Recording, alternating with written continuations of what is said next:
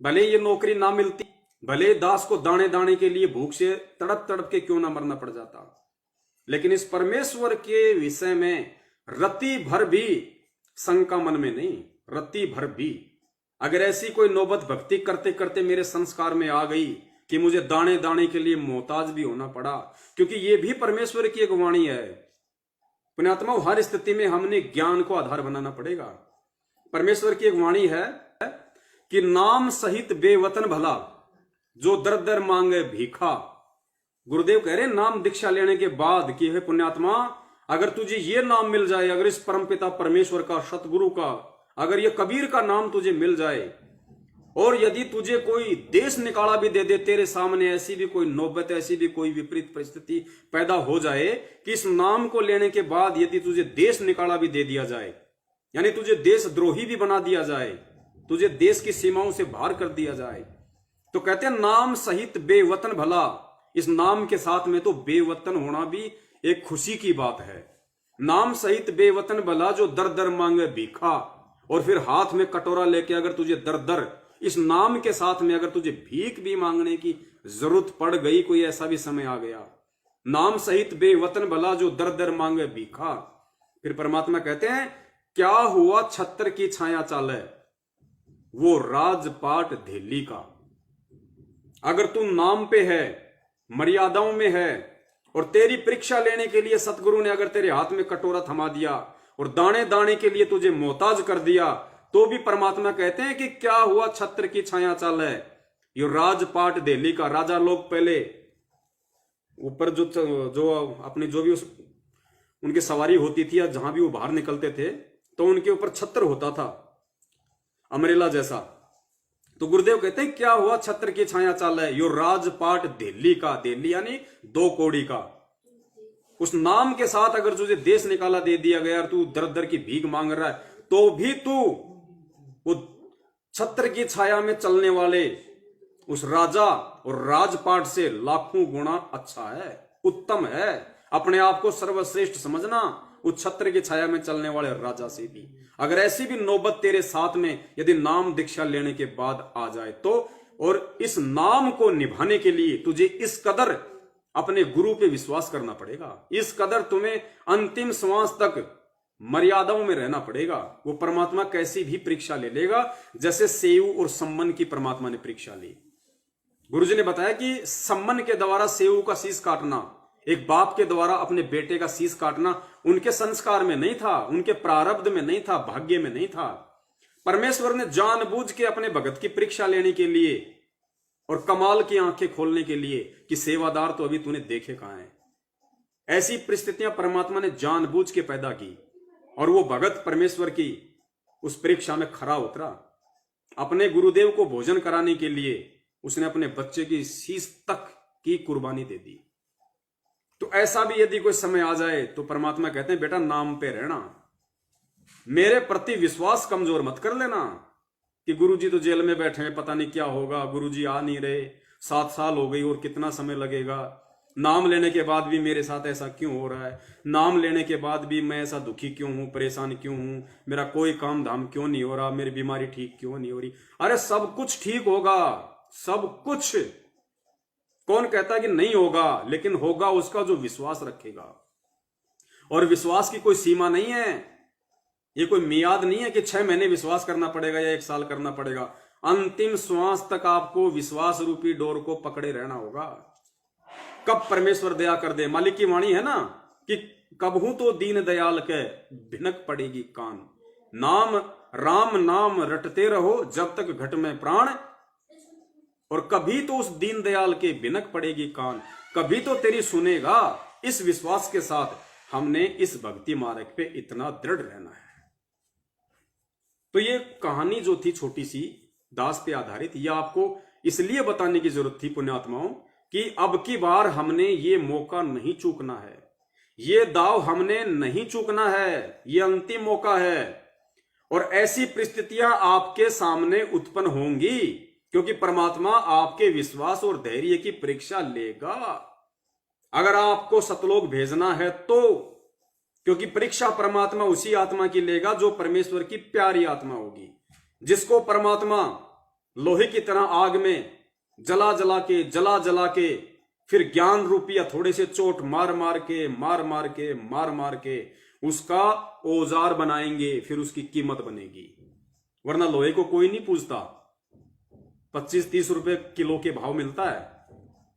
और उसी अगर 5 ग्राम लोहे की अगर कांटा निकालने वाली अगर कोई पिन बना दे लोहार, तो वो 2 ग्राम की पिन 5 ग्राम का लोहा 20-20, 25-25 रुपए में बिकता है मार्केट में कांटा निकालने के लिए। तो वो औजार यदि आपको बनना है तो फिर आपको इन परिस्थितियों को झेलने के लिए भी तैयार रहना पड़ेगा। तो ये परिस्थितियां उन सभी भगत भाई बहनों के सामने आएंगी जो आज बहुत अच्छी स्थिति में हैं, जो आज अपने आप को बहुत ज्यादा सुदृढ़ मान रहे हैं, जिन्होंने नाम दीक्षा लेने के बाद में केवल माया को ही अपना लक्ष्य समझा, जिनके पास में आज अनाप शनाप संपत्ति है, अनाप शनाप जिनके पास में प्रॉपर्टी है,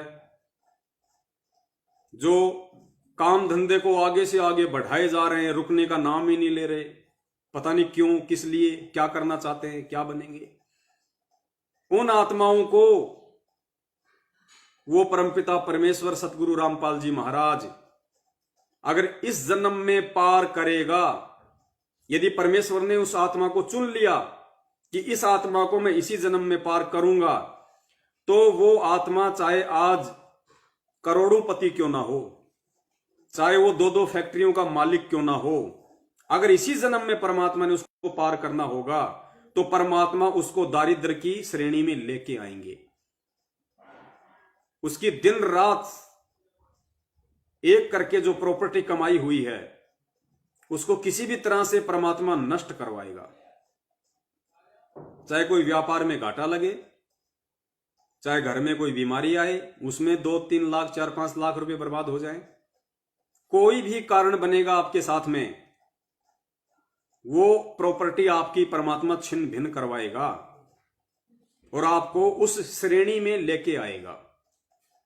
क्योंकि जब तक ये आत्मा उस श्रेणी में नहीं आ जाएगी, लो कैटेगरी में नहीं आ जाएगी, दारिद्र वाली श्रेणी में नहीं आ जाएगी, एक सामान्य संत और भगत वाली श्रेणी में नहीं आ जाएगी, तब तक उस आत्मा के अंदर वो माया, वो जमा किया गया पैसा, वो अनाप शनाप प्रॉपर्टी उस आत्मा के हृदय में कभी भी अपने सतगुरु के प्रति वो प्रेम भाव, वो श्रद्धा, वो विश्वास पैदा ही नहीं होने देगी। ये अटल नियम है। इसलिए परमेश्वर कहते हैं कि दानी को नहीं देत हूं ना राखूं वर्ष करोड़, ये माया है सूम की बंदी सूम गलडोर। ये तो कंजूस के लिए बनी है, कंजूस को ही दूंगा। और दानी को तो देत हूं मैं ज्ञान ध्यान विश्वास। क्या दूंगा दानी को? ज्ञान ध्यान विश्वास, आगे भक्ति, गरीबी और बंदगी। गरीबी, गरीबी जानते हो, हैंड टू माउथ, सेव समन वाला काम। उस भगत को मैं गरीबी दूंगा। गरीबी का मतलब hand to mouth, requirement of the family, साधु साईं इतना दीजिए जिसमें कुटुंब समाव, हम भी भूखे ना रहे साधु न भूखा जाए। उसको इतना ही दूंगा, फालतू के चोचले करने के लिए उसके घर में 1 रुपया नहीं छोड़ूंगा। अगर परमेश्वर ने उस आत्मा को इसी जन्म में पार करना होगा तो, और नहीं तो फिर परमात्मा ने हजारों साल ये मार्ग इसीलिए चलाया है कि बच्चों हजारों साल ये मार्ग चलेगा। वो 1000 साल परमात्मा ने इसीलिए रखे हैं कि वो आत्मा फिर अगले जन्म, फिर अगले जन्म, फिर अगले जन्म, जब तक वो आत्मा किसी जन्म में और आज उस स्थिति में नहीं आ जाएगी जिस स्थिति में आज ज्यादातर सत्सेवक भगत भाई बहन हैं, केवल हैंड टू माउथ। अगर लॉकडाउन लग जाए तो उनके घर में 1 महीने से ज्यादा का राशन नहीं है। जब तक ऐसी स्थिति में वो आत्मा नहीं आ जाएगी, चाहे वो कोई जी हो, चाहे वो मैनेजमेंट का कोई व्यक्ति हो, या चाहे सत्सेवक बना हुआ कोई व्यक्ति हो, या चाहे अन्य परमात्मा का कोई शिष्य या शिष्या हो, जब तक इस स्थिति में वो आत्मा नहीं आ जाएगी, परमात्मा उसको नहीं ले आएंगे, तब तक उसका इस जन्म में मोक्ष नहीं हो सकता। उदाहरण के लिए, हम 3 युगों से पार क्यों नहीं हुए? काल ने ये तो कहा नहीं कि आप 3 युगों में जीव आत्मा पार मत करना।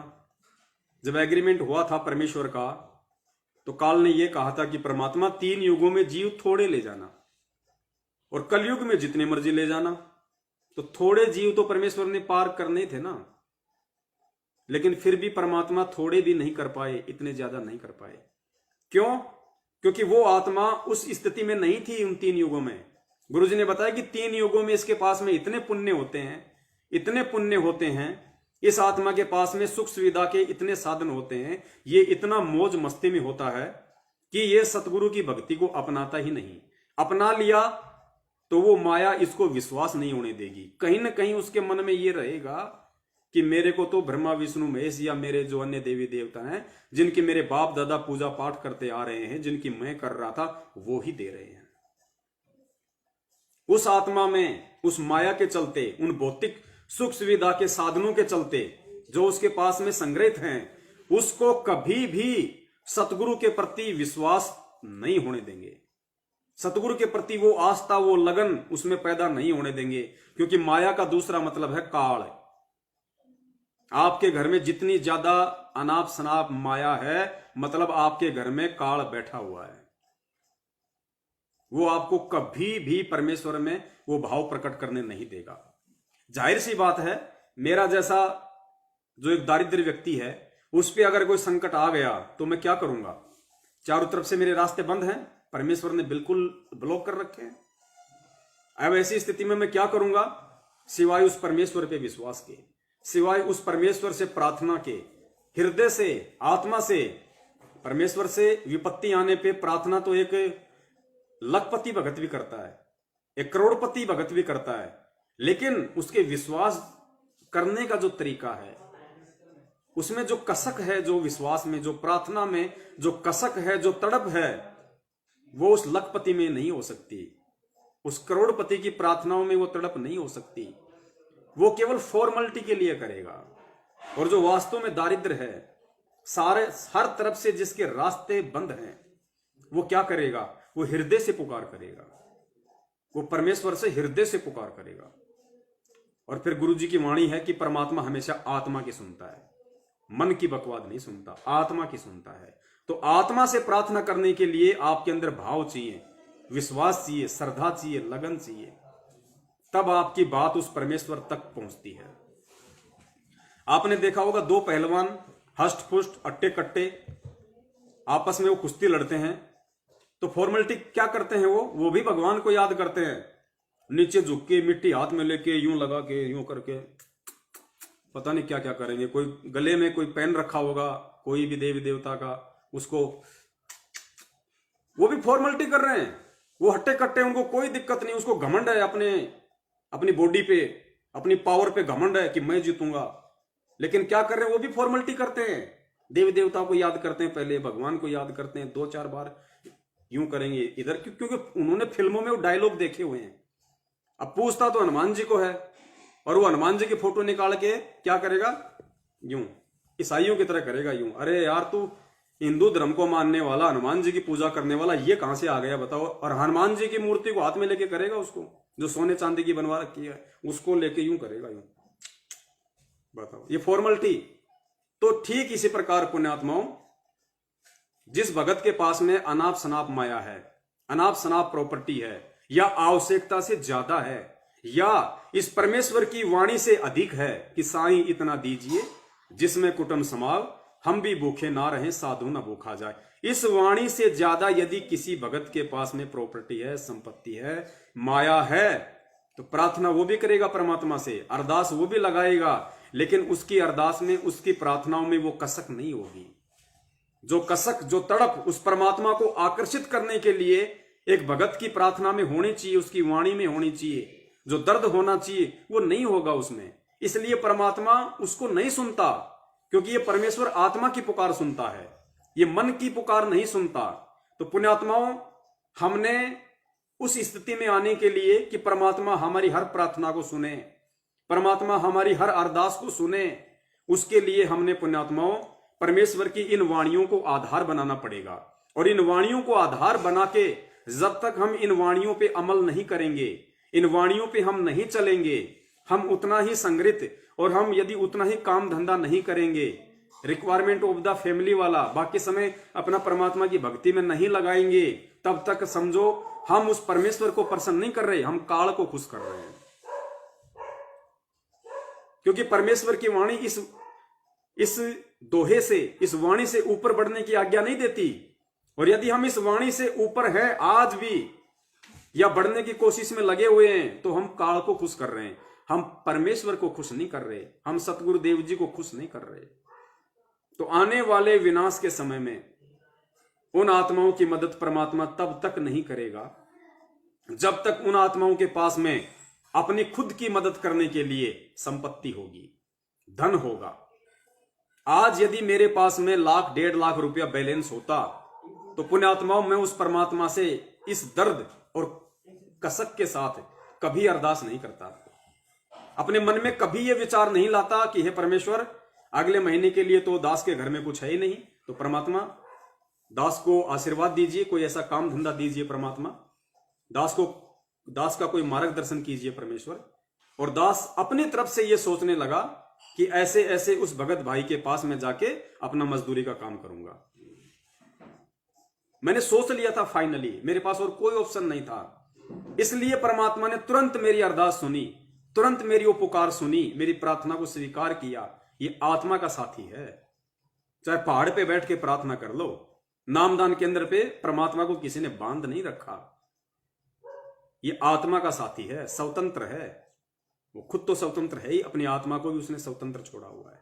लेकिन हम बंधनों में बंध गए अज्ञानता के चलते, कुपात्रों के हाथों, सतलोक आश्रम मैनेजमेंट हरियाणा के हाथों।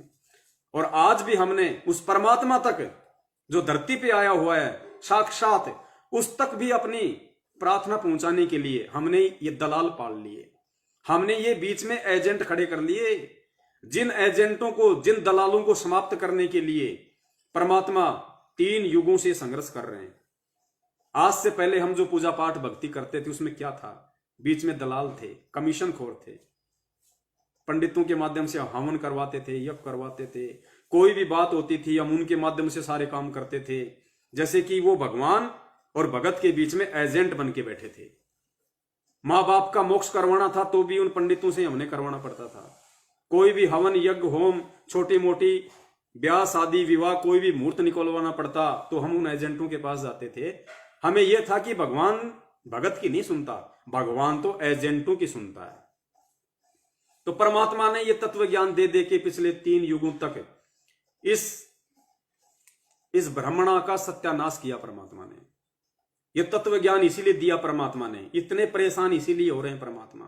27 साल से जाग जाग के रात के 2 बजे तक परमेश्वर ने इसीलिए सत्संग किए थे कि पुण्यात्माओं ज्ञान को आधार बनाओ। अरे साक्षात तुम्हारे सामने जब तुम्हारा बाप खड़ा है तो किसी एजेंट की जरूरत क्या है? तुम्हें किसी दलाल की जरूरत क्या है अपने बाप तक अपनी प्रार्थना पहुंचाने के लिए? अरे एक बच्चा होता है और उस बच्चे को अगर टॉफी चाहिए या टॉफी के लिए पैसे चाहिए तो पुण्यात्माओं वो किसी पड़ोसी के बच्चे को बीच में खड़ा नहीं करता कि मेरे पापा जी से मेरे को 2 रुपए दिला दे, मेरे पापा जी से मेरे को 5 रुपए दिला दे, मेरे पापा जी काम पे जा रहे हैं उनको कह दे शाम को अंगूर लाना, बनाना लेके आना। कभी बोलता है वो बच्चा? वो 2, 4, 5, 10 साल का बच्चा कभी किसी दूसरे बच्चे को एजेंट रूप में खड़ा करके अपने बाप से अरदास लगवाता है? नहीं लगवाता ना। वो डायरेक्ट अपने बाप से बोलता है कि पापा जी शाम को अंगूर लेके आना, शाम को केले लेके आना, टॉफी लेके आना या और कोई चीज लेके आना। तो बाप क्या करता है? तुरंत लेके आता है। तो पुण्यात्माओं हमारा बाप हमारे प्रत्यक्ष, हमारा बाप हमारे सामने। और दूसरा बाप ने तरीका बता दिया कि बेटा मैं अंतर्यामी हूं, अंतर्यामी। रोज संध्या आरती में कहता है कि मैं अंतर्यामी हूं, तेरा बाप अंतर्यामी एक आप आत्म के आधार, जो तुम छोड़ो हाथ तो मुझे कौन उतारे पार। हम रोज अपने बाप को अंतर्यामी कहते हैं गुरुदेव के अंग में, रोज अंतर्यामी एक आप आत्म के आधार। अरे क्या, और विश्वास हम कर नहीं रहे, विश्वास हम कर नहीं रहे, अंतर्यामी हम उसको मान नहीं रहे और रोज इस जुबान से बोलते हैं। तो क्या हम दीवारों को कह रहे हैं कि तू अंतर्यामी है? दीवार किसके सामने खड़े होके कहते हैं? अपने गुरुदेव की प्रतिमा के सामने खड़े होके, दीवार के सामने नहीं कह रहे। तो उस चीज पे विश्वास भी करो कि अगर मैं कह रहा हूं तो ये वाणी कोई मेरे बाप दादे की नहीं है, मेरे सतगुरु की है। उस परमपिता परमेश्वर की है, और परमपिता परमेश्वर की वाणी अखंड है, अटल है। अगर उसकी वाणी के अनुसार कोई विश्वास कर ले तो वो परमात्मा बिल्कुल नौकर की तरह खड़ा मिलेगा आपको, हाजिर। पतिव्रता जमीन पर ज्यों ज्यों दर है पाव, समर्थ झाड़ू देत है ना कांटा लग जाए। लेकिन वो झाड़ू लगवाने के लिए पुण्यात्माओं हमें पतिव्रता भी तो होना पड़ेगा। आने वाले संकटों को मिटवाने के लिए हमें भी तो विश्वासी बनना पड़ेगा। परमात्मा से हर प्रकार का लाभ लेने के लिए हमें भी तो उसके प्रति श्रद्धालु बनना पड़ेगा। ऐसा नहीं है कि परमात्मा ही सब कुछ कर देगा और हम बैठे रहें। हमने भी उतना ही आगे बढ़ना पड़ेगा। परमेश्वर कहते हैं कि जैतू चाले एक कदम, मैं चालूं कदम 60, और जैतू हो जा काठ का, मैं हो जाऊं लोहे की लाठ। गुरुदेव कहते हैं नालायक, तू एक कदम मेरे मार्ग पे विश्वास के साथ अपने आप को पूर्णतया मेरे ऊपर समर्पित करके एक कदम तू इस भक्ति मार्ग पे तू तेरा पैर तो रख के देख।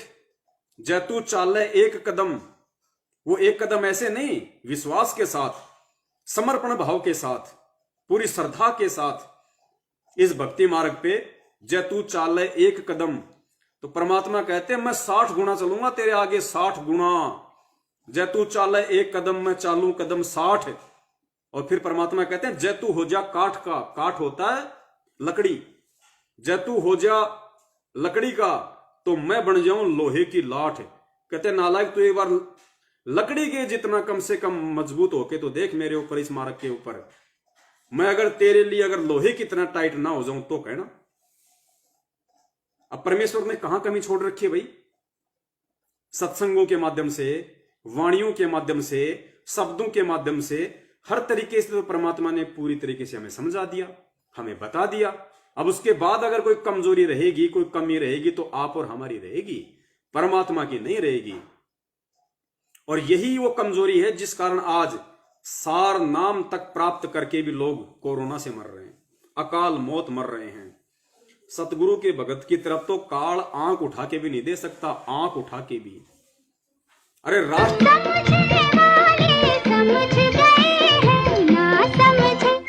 ना समझे वो अनाड़ी है।